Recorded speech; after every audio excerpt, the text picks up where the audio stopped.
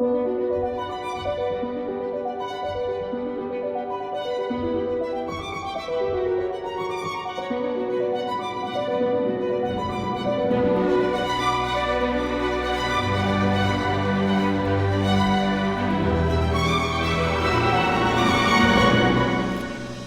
Legend of Admir, Chapter 2. Welcome to Kozen Crest.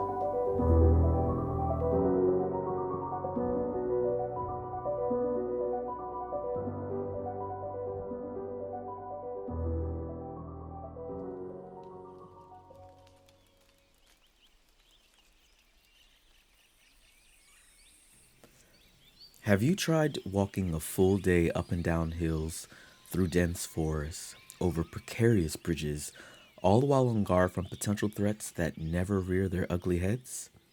Well, now Admir could count himself part of the lucky few who had accomplished such a feat. He hoped he never had to do it again. Luckily, the weather had been fair and kind. Another victory, no matter how small, against the world outside of Nerine. However, this didn't stop the sweat from drenching his shirt.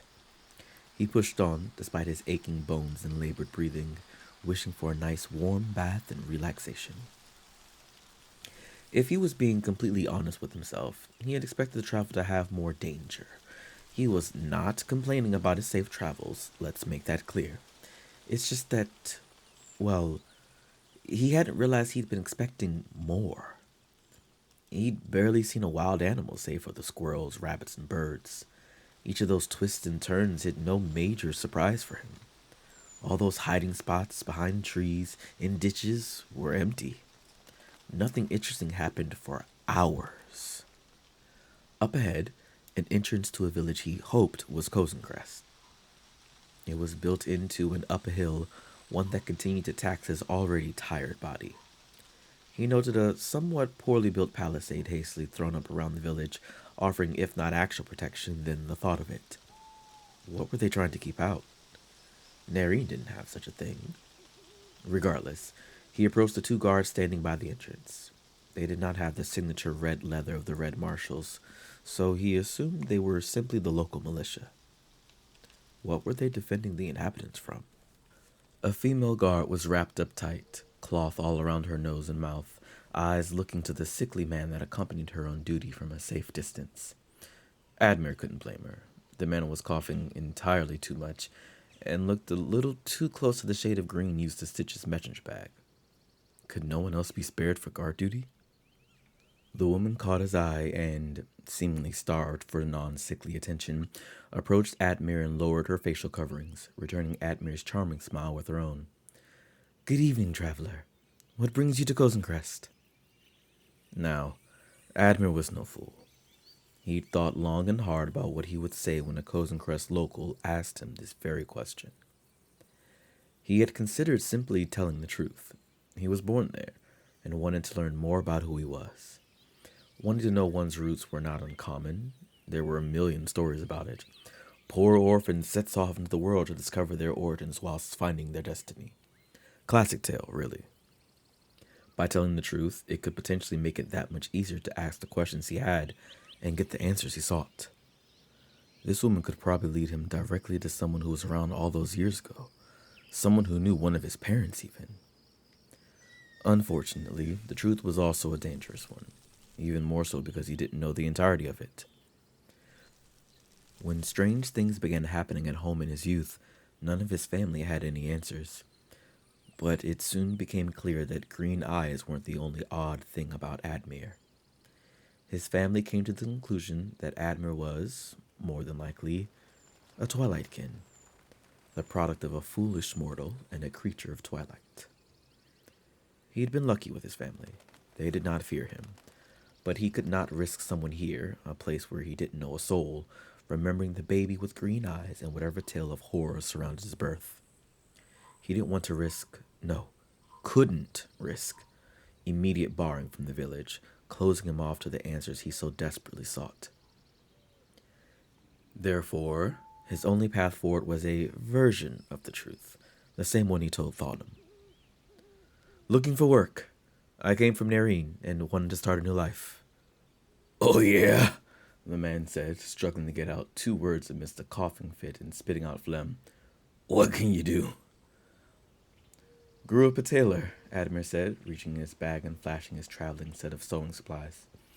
I'm also really good at telling stories. Well, we can use all the good stories we can get, the woman said somewhat forced and waved him in, but we probably won't be needing another tailor anytime soon. The cows do good work.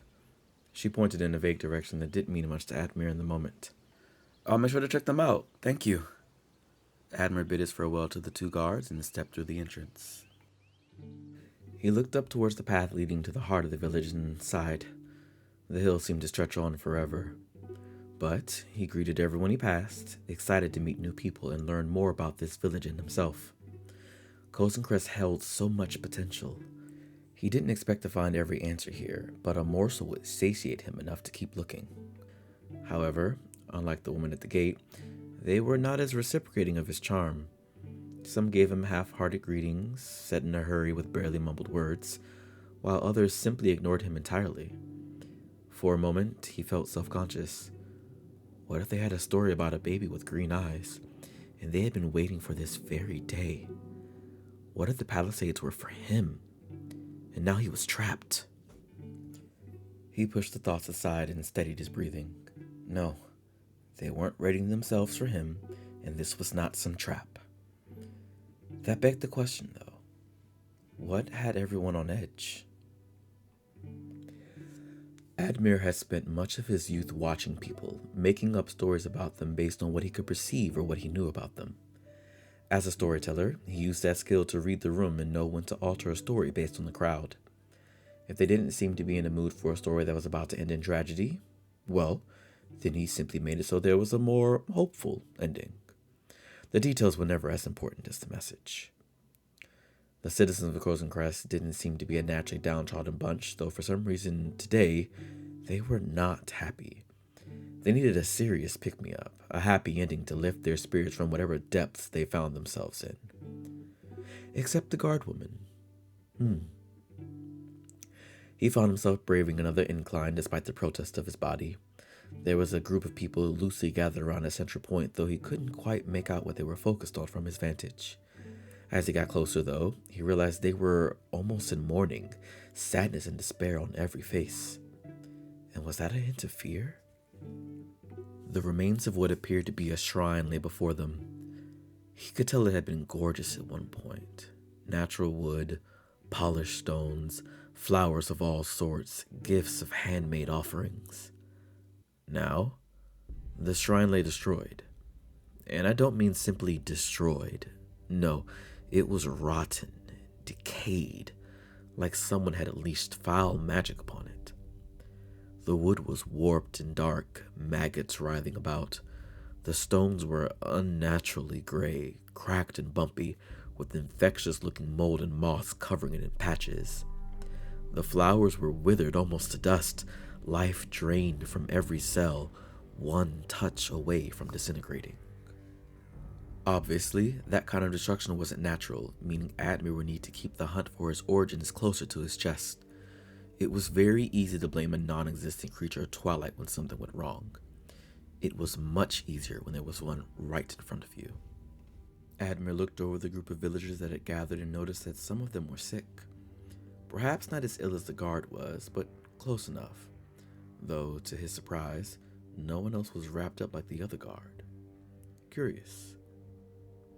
His legs protested the thought in his head before he even committed to doing the act, but he had no other choice. She was the only one friendly enough to talk to him, and the only one covered up.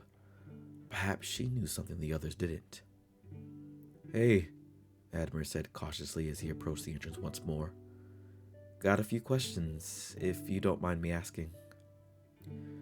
Yeah, sure, she said, motioning for him to join her. She was, once again, as far away as possible from her fellow guard. What's up? I noticed a shrine in there. What happened to it? Seems to have everyone on edge. Well, word has it that a fire broke out. Somehow. Not enough tending and, well, I'm assuming you saw what happened to it. Despite her implication, he was not sure what was currently to blame. If she wanted to blame it on lack of maintenance, then that was much better for him. But if the running theory was a creature. You said somehow, he said, lowering his voice conspiratorially. You mean, you think it was intentional? My money's on those fire elementals from that palace down the road. Then, in a mocking tone, fingers splayed and wiggling in the air, where illusion becomes reality. The irony of the name is lost on you, dear listener. We'll get to that eventually, I promise. Until then, just know that Admir is rarely left speechless or without a firm grip on his native tongue. This moment, however, was an example of the latter. I'm sorry, what? Part of some old legend, the ruined palace of the fire elementals, where illusion becomes reality. Most people don't pay any attention really, but tell me everything. She smiled. He'd done one of those smiles before with visitors to Nerine. You tell someone who is completely unaware of the local legends something shocking like that and their eyes go wide, and all you can do is smile and take pity on them because more than likely the legend is just that there was some lizard somewhere once and the story kept snowballing out of proportion. But to Admir, the name of this place had to be more than just a coincidence. This was fate. Sorry, can't right now, she said, pulling her mask back up. They don't like it when we chit-chat too much while on duty. Plus, the more I pull this down, the more vulnerable I am to whatever that guy has. But... Admir leaned forward expectantly. Meet me back here at the end of my shift. Sundown. I'll tell you everything I know after that. My stars, if this was a scam, he'll be walking directly into it with a smile. But rest assured, that's not the kind of story this is. Thank you, thank you, thank you. Yeah, thank goodness this wasn't some death trap. Well, kind of, but I'm getting ahead of myself. Oh, I forgot to introduce myself. I'm Admir Taylor. I'm Tiga Estorash. It's a pleasure, Admir. His head swam with thoughts and possibilities. Where illusion becomes reality. All he had to do was burn another 3.5 hours, and the answers would be his. The only thing stopping him from setting off right now was the ache in his legs. He was still tired as hell, but the adrenaline gave him the boost he needed to go back into the village and begin looking for an inn. The scared crow practically screamed at him to notice it. An older woman who reminded him of his mother greeted him as he entered. Admir returned the greeting and asked for an available room. Have you ever been turned away from an inn because the local shrine was destroyed? Well, that was the owner's excuse anyway. Her claim was that the shrine warded off so many potential dangers and threats, and with its current state, she couldn't afford to house any guests right now. He was shocked and confused, needless to say. Not one to be overtly rude, he gave her a half-hearted nod of understanding, said goodbye, and stepped back outside. It felt like his legs were aching more now, upset that the possibility of resting was dangled before them only to be snatched away. Even his messenger bag felt heavier than normal. The signs were clear to him now that he knew what he was looking for. The Scared Crow wasn't the only establishment turning people away, even of the locals. All of this because of the shrine? Assuming any other inn would end up like the Scared Crow, he looked around for a spot to settle down until he met Botica. Unfortunately, there wasn't a good spot to camp and relax until nightfall, not if he didn't want every local asking him questions. Plus, he was still a bit self-conscious about his eyes. He didn't need to draw any unnecessary attention to himself. Defeated, he made his way back to the entrance for the third time. Inn's closed, he said to Tiga and her comrade with a deep sigh. He pulled his camping gear out of his bag and began setting up, but the sound of Tiga clearing her throat made him turn to face her. Sorry, her face said it all. It's the rules. You have to be further out. I'm so sorry, Admir.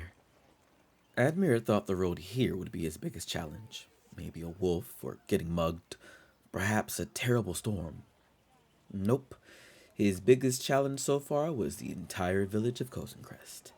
He closed his eyes, rolled his neck, and exhaled slowly, then picked up his things. Understood. He nodded to Tiga with forced enthusiasm and moved further out into the woods. He wasn't going to argue with her. She was just doing her job, and he still needed the intel she had to offer. He walked a few minutes away, letting Tiga and Kozen Crest leave his sights, and began setting up his resting spot.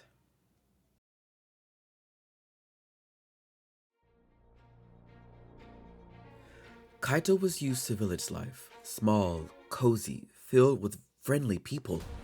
This place, on the other hand, was huge and sprawled in every direction as far as the eye could see, and the people here were rude, to say the least. This is in no way a correlation to Barley Towners. They are totally and completely nice, never rude. Nope, it's purely coincidence that the name of this town is Barleyville. Purely coincidence. And they wanted more coin than he could spare to stay at one of the inns. But you know the model by now. That did not deter him. He needed the truth. He needed answers. So if that meant spending 100, or the rest of his nights tucked into a shadowy crevice of this town, then so be it. He settled in without a fuss, using his bag as a pillow, and looked up at the stars. He was not going to abandon this quest, no matter what.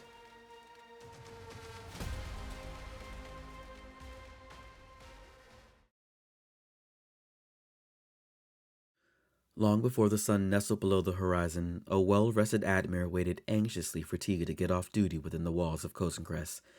He did not need the night shift to become another meaningless challenge getting in his way. He approached her the moment he saw her free to go. She just smiled. "Eager, aren't ya?" "Very." Tiga led Admir to a small spot where they could sit and talk. His anxiety built while they waited for her to finish making tea, but he didn't want to rush her.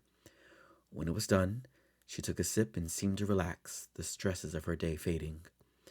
And then, without warning, she said, "If it's survival you reject, then don't bother to inspect. Down, down the violent path. Are you deserving of their wrath? Illusion becomes reality here.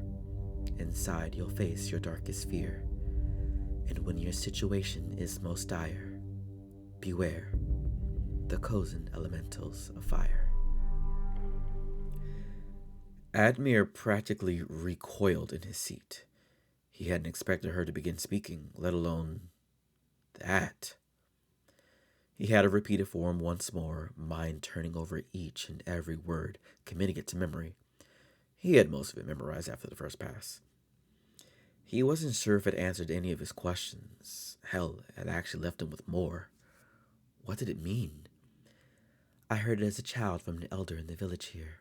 No idea who created it or how long it's been around." That was the tricky thing about stories. For all he knew, the fire elementals were nothing but torches viewed in the wrong light at the wrong angle. But whether they were torches or monstrous creatures made of fire, he was not backing down. It did not matter that the story mentioned a violent path or rejecting survival. Nothing would deter him from getting to the truth.